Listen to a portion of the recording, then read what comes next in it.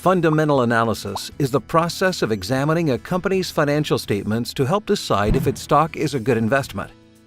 Financial statements include balance sheets, income statements, and cash flow statements. This information helps determine the financial makeup of the company behind the stock. In this video, we'll explain how fundamental analysis uses these statements to help evaluate a company. Let's start with a balance sheet. This document compares the company's current assets to its liabilities and owner's equity. Let's define these terms. First, we have assets, which are items the company owns. Assets are usually comprised of cash, equipment, and property. Next are liabilities. Liabilities are usually debts or accounts that need to be paid. Often, a liability on the balance sheet has an offsetting asset that helps the numbers stay level.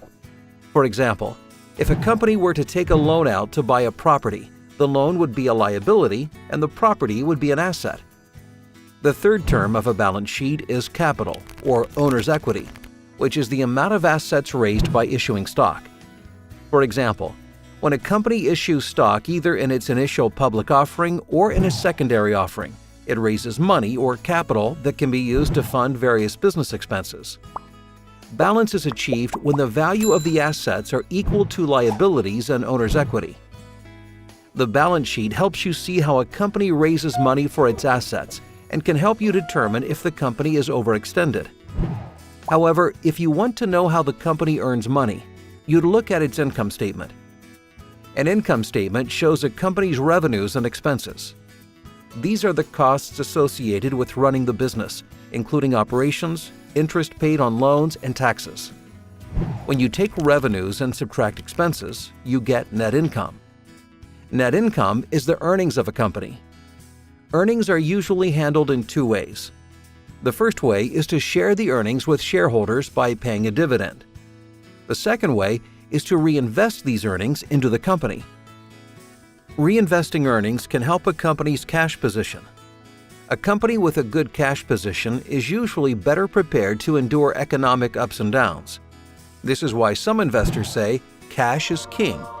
It's also why the cash flow statement is an important item to consider. This statement shows how the company uses its cash to operate the business and make investments. It also shows how much is borrowed from a bank or bondholder. These figures are totaled to show changes in the company's overall cash position. This statement is important because it gives a more detailed account of how the business generates revenue and is therefore much more difficult to manipulate than an income statement. As you can see, there is a lot of information in the three financial statements. With all of these facts and figures, analysis can be a little tricky. This is why some investors may use ratios. There are several ratios that can help an investor compare stocks, but we'll focus on one of the most common: the price to earnings, or PE ratio.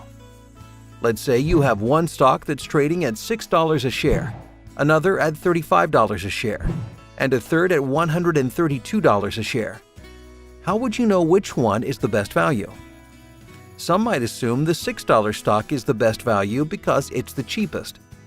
However, this might not be the case, because a company's value may depend largely on the company's earnings. The PE ratio allows you to look beyond the price of a stock to see which company could be the best value. To create this ratio, first divide the net income, or earnings, by the number of outstanding shares. This number is called earnings per share, or EPS. Next, divide the price of the stock by the EPS to get the PE ratio. The first company is trading at $6 and has an EPS of 20 cents. Resulting in a PE of 30. The second company is trading at $35 a share and has an EPS of $1.40 for a PE of 25. The final company is trading at $132 per share and has an EPS of $3.90 for a PE of 34. Now you can better compare each company by its PE ratio. Despite the drastic difference in stock prices, all three companies have a similar valuation. However, the second company has the lowest PE ratio and may be the best value. Remember, a PE ratio is only one of several ratios that can be used. There are other ratios for determining valuation, profitability, and financial strength. There are also other figures to examine in financial statements. We've only scratched the surface of fundamental analysis in this video. It's important that you learn more before using this analysis to make a trade, and we're here to help you every step along the way.